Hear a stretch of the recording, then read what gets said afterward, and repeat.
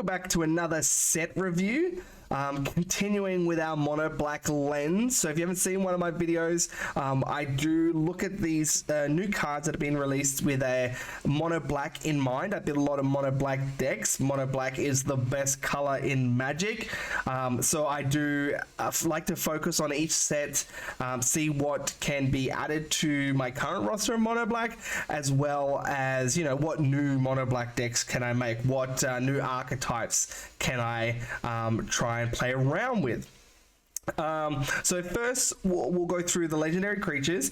So there's not too many, only 3 this time. So 2 in the commander product and only 1 in the main set. So first up, Henrika Domnathi, 2 and 2 black. Flying 1/3 at the beginning of combat. On your turn, choose one that hasn't been chosen. Each player sacrifices a creature, you draw a card, you lose a life, and you transform. I'll deal with the transform afterwards, but the front half, 4 mana for this, it kind of feels like a cheap Rankle. Like it's trying to do the same things that Rankle's kind of doing. So at the beginning of combat, which is nice. So with Rankle, you know, you have to deal combat damage, but you are flying and haste, so that's not a big problem.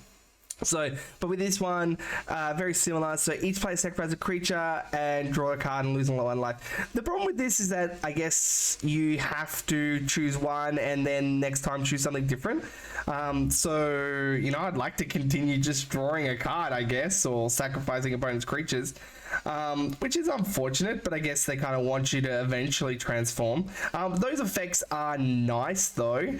So, you know, is this an aristocrats kind of deck? Is it a draw card, like you're drawing cards? They're just nice effects. Nothing too interesting, I would say. But we'll go on the transform side. So it changes to Henrika Infernal Seer, Flying, Death Touch, Lifelink, 1 and 2 black. Each creature you control with Flying, Death Touch, and or Lifelink gets +1/+0 until end of turn. So if you are a fan of Zendikar Limited, you would have had Vampire Nighthawk. Very good. Quite a beloved card by players, and this one's, I guess, just a bigger one, as well as pumping those creatures. So with this pump effect, you know, if you have infinite black mana, you're going to, I guess, kill 1 person. If you have 3 creatures with flying, death touch, and or lifelink, you are going to kill everyone, maybe, you know. They may have blockers, I guess. So,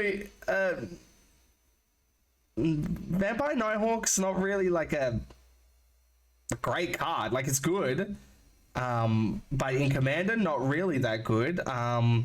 So, sure. Like, ultimately, this card is just, it's a bit of a just, it does nice things, but not super well. You know, 3 mana for this pump effect is not really too interesting.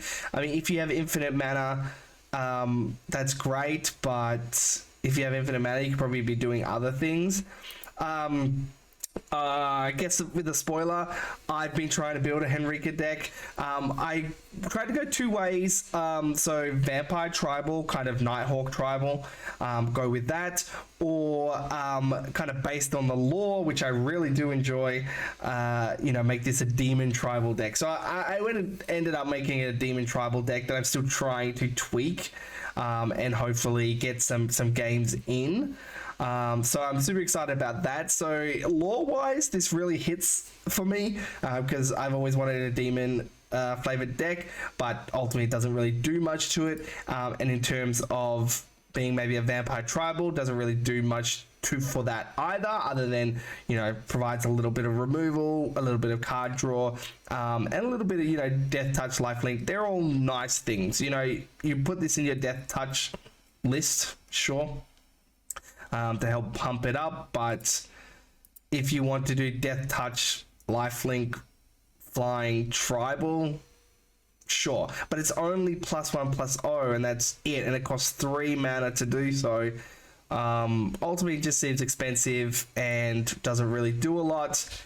I feel like if I played this, I would immediately want to be drawing the card or sacrificing creatures before I even try to fly it. But then, like, you can do this with Rankle or similar.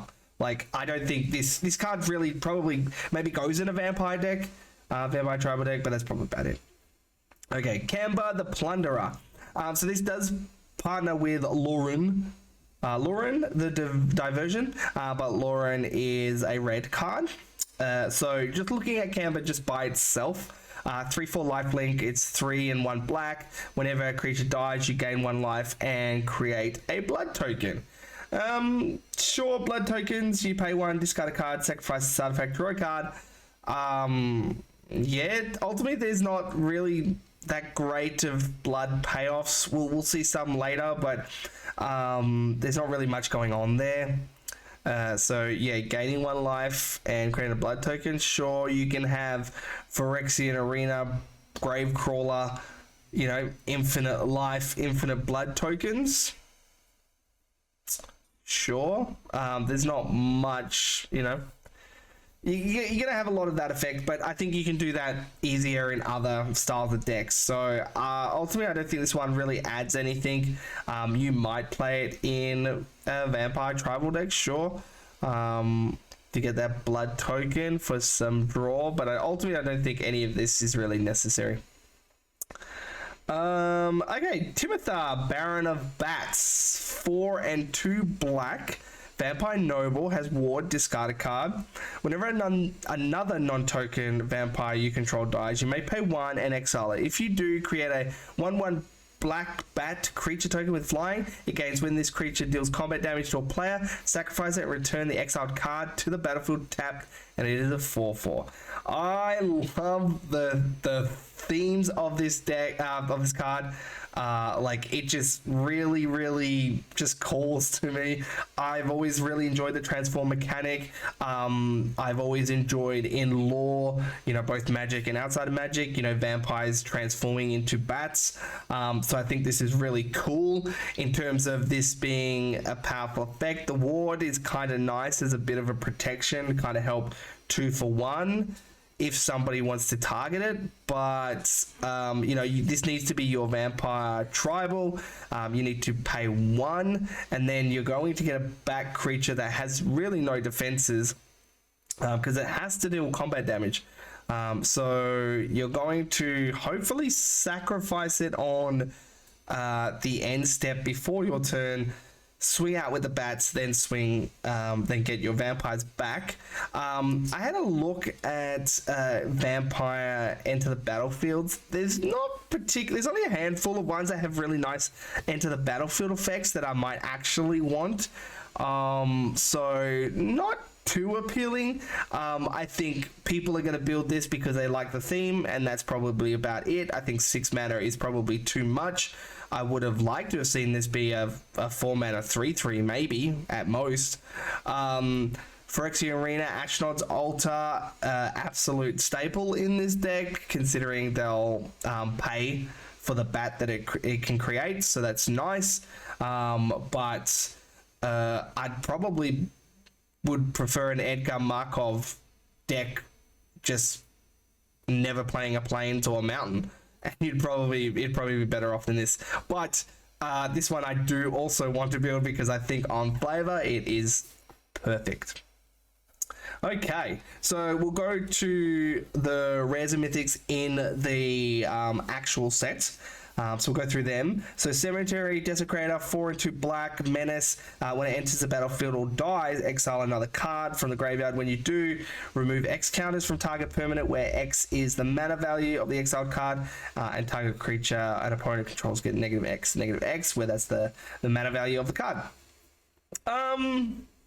It's kind of nice. Like, it's nice. It's like this is like a Grave Titan kind of effect, where it's just it's just too expensive ultimately for what it does. So when it enters the battlefield, it's gonna exile a card, which is nice, from the graveyard, and then it's going to probably destroy -X on a creature, which is better than destroying. So that's nice, and it also does it when it dies. So it's going to be, you know, you're gonna get 2 creatures probably, and then yeah, this it's kind of nice, but this on 6 mana is really expensive. So I think this one will be, you know, one of those kind of it'd be a budget mythic that you might stick in a zombie deck, but zombies are so packed with value that you probably, I don't think you need this. I wouldn't probably play this in my zombie deck. So nice if you want a budget zombie. I'm sure it's not going to be budget now, but eventually I think it will be budget. If you want that, you can stick that in your deck. Sorin the Mirthless, 2 and 2 black, legendary planeswalker. Look at the top card of your library. You may reveal the card and put it into your hand. If you do, lose life equal to the mana value. Create a 2/3 black vampire creature token with flying and lifelink for -2. And Sorin for -7. The ultimate deals 13 damage to any target and gain 13 life. Ultimately, this is probably the most boring card of the set. You look at the top card, and if it's too expensive in mana value, you don't have to put it in your hand, but why would you do that? It creates a blocker for itself, which is nice, has lifelink. Doesn't have death touch, so it's not a vampire nighthawk. And Sorin the Mirthless deals 13 damage to any target, and you gain 13 for -7. Like, this is probably not suited for commander. This is probably more for 1v1s. Blood Vial Purveyor, 2 and 2 black, vampire, flying, trample. Whenever opponent casts a spell, that player creates. Whenever opponent casts a spell, that player creates a blood token. Whenever Blood Vial Purveyor attacks, it gets +1/+0 for each blood token defending player controls. This one has been errated to say end of turn to make more sense. So whenever an opponent casts a spell, they create a blood token, so you're giving them blood tokens, and then this becomes a big beater. Ultimately, big beater's not really that great. Sure, if you want a big beater in your vampire deck, maybe. I don't really want to give my opponents blood tokens. I mean, I think blood tokens aren't that great, but giving them to my opponent for free is probably not good. So yeah, ultimately I think maybe this might be for standard, but I don't think it's even going to make there. Okay, Concealing Curtains. So Defender, 0/4 wall for 1 mana. You can transform it, and you have to activate it as sorcery. So on the other side is Revealing Eye. Menace. When this creature transforms into Revealing Eye, target opponent reveals a hand. You may choose a non-land card from it. If you do, that player discards that card and then draws a card.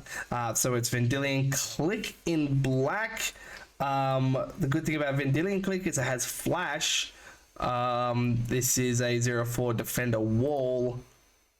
I mean, ultimately it just doesn't do much. I mean, it's 1 mana, 3 to transform it, and then you get a card out of their hand. It's probably not really that appealing. Demonic Bargain, 3 and 1 black, sorcery, exile the top 13 cards of your library, then search your library for a card, put that card into your hand and shuffle. I mean, this one's one that's like so hard to evaluate, because 13 cards, yes, you're gonna exile 13 cards. If you're looking for a card that you know, you're looking for a board wipe or something where you have a few of them, you might play this. I think this might be a, you know, quite budget in terms, if you wanted like this effect, this tutor effect. I'd probably play Grim Tutor if I wanted to play this, and people don't really play the 3 mana tutors, especially in black. So yeah, maybe you want to exile 13 cards of your own library, then that's pretty good. Dollhouse of Horrors is an artifact, so it can go in any deck. 1 and a tap to exile target a creature card from your graveyard. Create a token that's a copy except it's 0/0 construct, and you put +1/+1, or it gets +1/+1 for each construct you control. It has haste. Activate only as a sorcery. Okay, so yeah, I mean, this one's nice. If you've got enter the battlefield effects that you want to copy, this goes in your enter the battlefield effects, and it goes in all of them. It's not really something that mono black really does.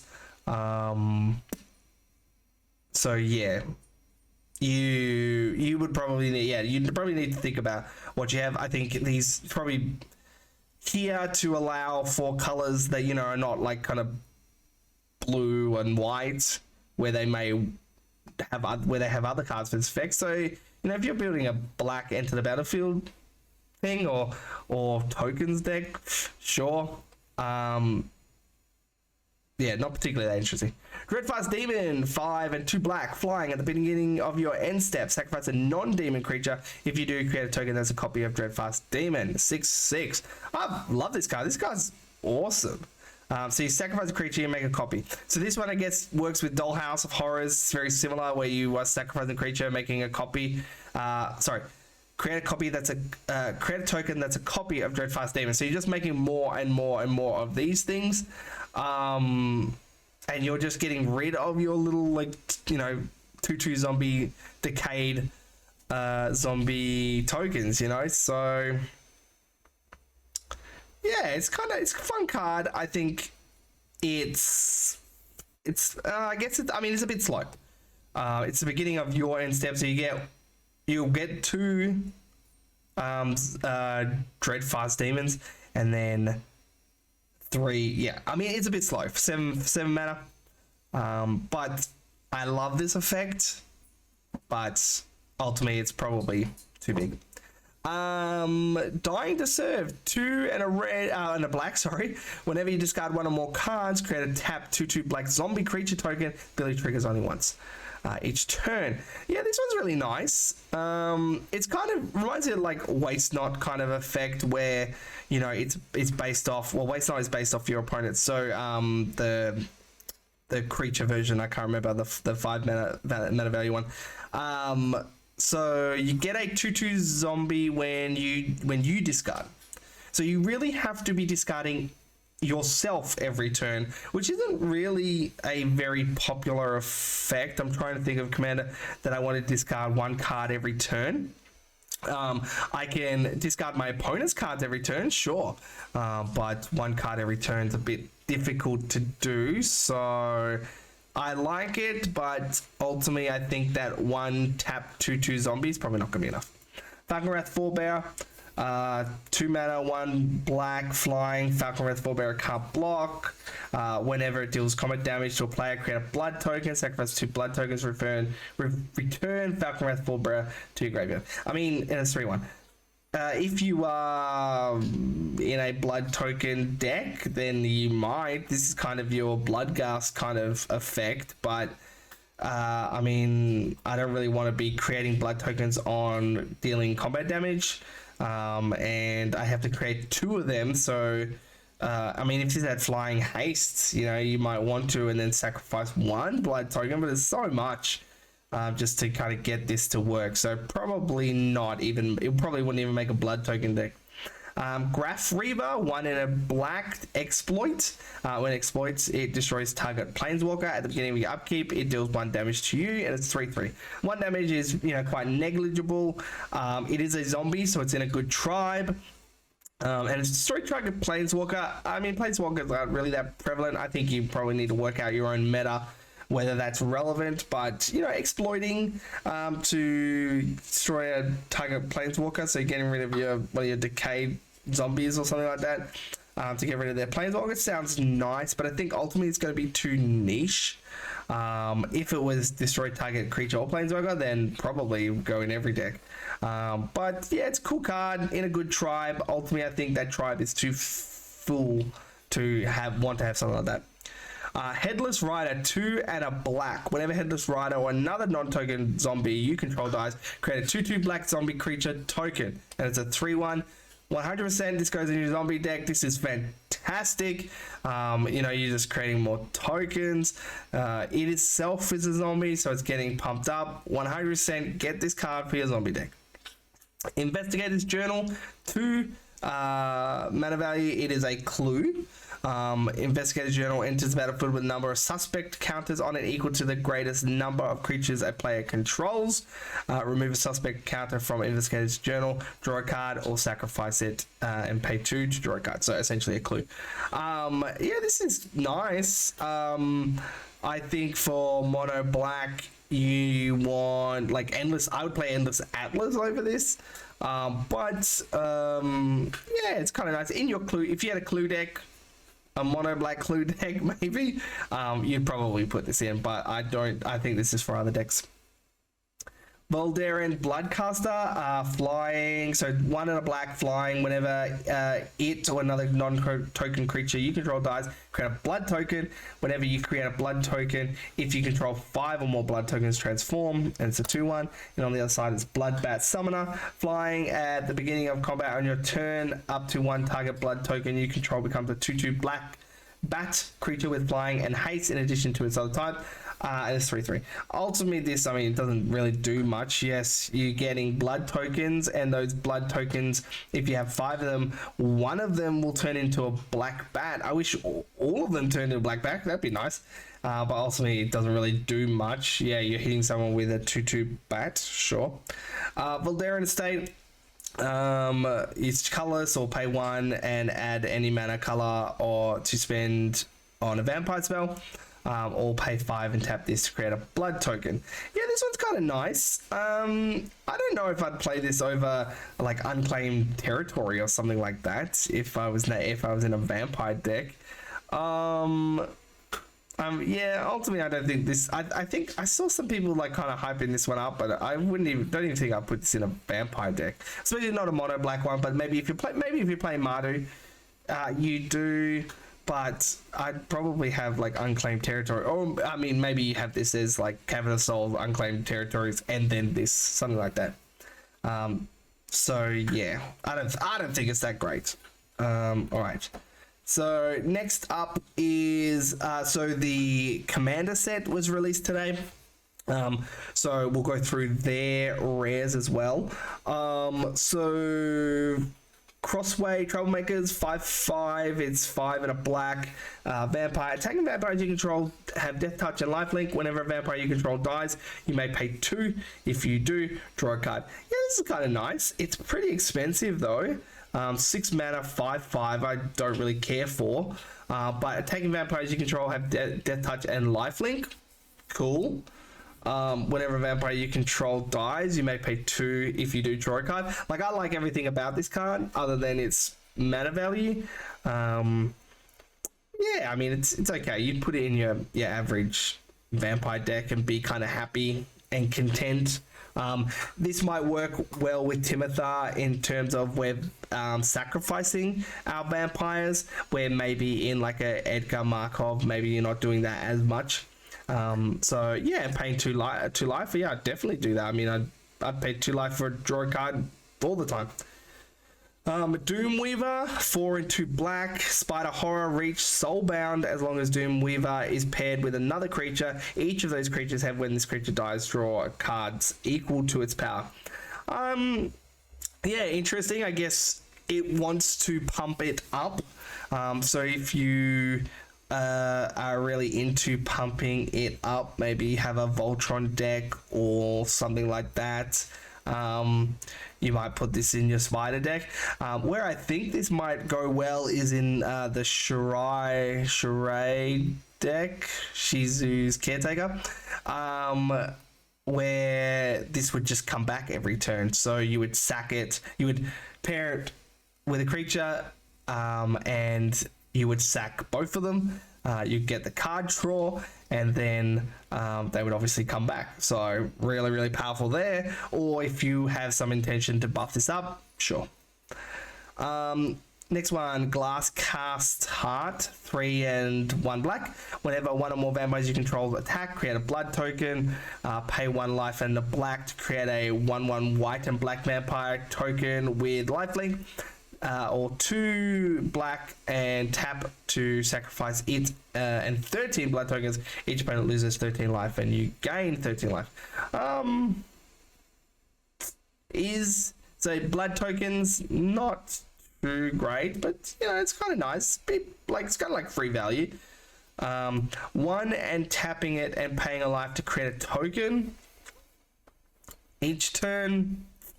Maybe if you can untap this, sure. Yeah, I mean, if you can untap artifacts, you probably want to be doing on something else.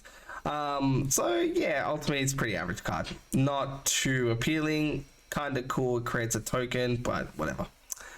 Olivia's Wrath, 4 and a black sorcery. Each non-vampire creature gets -X until in turn where X is the number of vampires you control. I mean, I love giving creatures -X. You know, it's a powerful way of getting rid of creatures. Non-vampires, that's great. It's not going to hit your vampires. Equal the number of vampires you control. So, how many net vampires do you have for this to be good?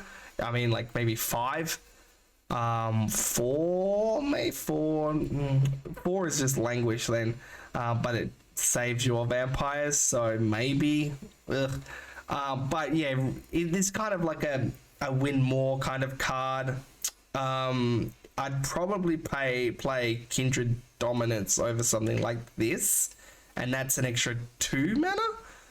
But this is kind of nice, you know, it's thematical, it's cool.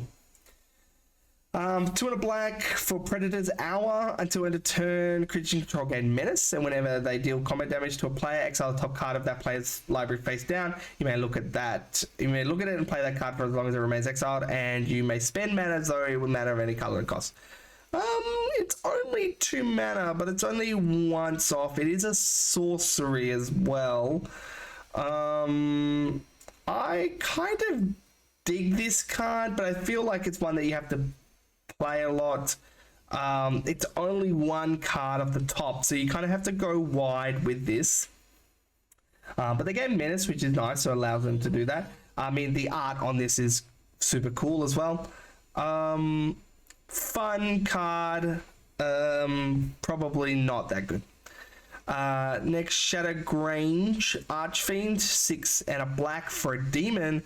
Whenever it enters the battlefield, each opponent sacrifices a creature with the greatest power among creatures they control. You gain life equal to the greatest power among creatures sacrificed this way. And it has madness for 2 and a black and pay 8 life, and it's an 8/4. Yeah, I mean, I like this card. It's super expensive though. The effect is really cool. You know, that's an effect that I kind of like. It's like a Noxious Gear Hulk. But it's going to hit the biggest thing, and it's going to be each opponent, so that's really nice. You might play this in your Madness deck. That'd be worth kind of playing. If you've got discard outlets, I think this is pretty cool, but ultimately very expensive to cast. So I think if you can enable the Madness, then you're good to go. Okay. And then commons and uncommons we'll do last. I won't go through all of them, obviously, but some of them, you know, quite nice. So Archghoul of Thraben's one I quite like. It's a 3/2 for 3 mana value. Zombie Cleric. So whenever it or another zombie control dies, you look at the top card. If it's a zombie, you may reveal it, put it into your hand. If you don't, put it into your graveyard. You know, we want cards in the graveyard. It's a zombie. Its effect is on when it dies as well as zombie dies. This reminds me of like an undead augur, and that card is fantastic. This card is an auto slot in zombie decks. Fantastic.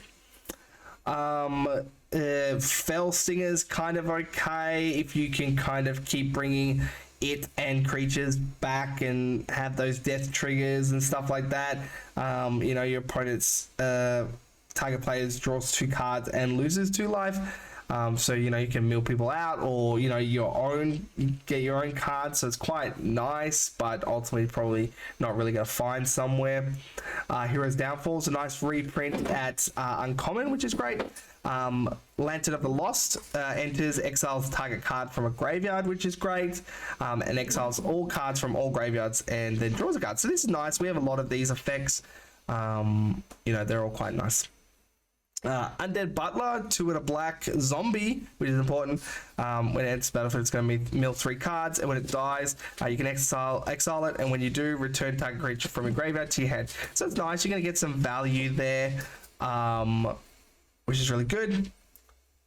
And yeah, that's about it. Doom Dissenter had a nice little reprint. Persistent Specimen, so reassembling skeleton. It's 1 cheaper, well, it costs 1 more to activate. Ultimately, I think that's probably not going to be good. I don't know how many reassembling skeleton effects you'll need before this becomes viable, but if you're playing skeleton tribal, sure. And then Rot-Tide Gargantua, essentially it can sacrifice itself for exploit, and when it does exploit, each opponent sacrifices a card. So it's your Plaguecraft of similar effects So yeah, so that's nice, but ultimately I think it's a bit too expensive for that. Wedding Invitations, 2 mana to draw a card. If you have a Vampire Voltron deck, this might be nice. You sacrifice it and it can't be blocked and it gets lifelink. That's probably about it. So yeah, so that's the sets. Quite like it. I think it wasn't particularly very strong in black. I think ultimately, I think none of these commanders would be particularly popular. I think Timothar, Baron of Bats would be the most popular, but ultimately, I wouldn't be surprised if this doesn't make 500 decks on EDH Rec. So yeah, I think Henrika will find places in other vampire decks as well. So correct. Thanks for watching. I'll see you in the next video.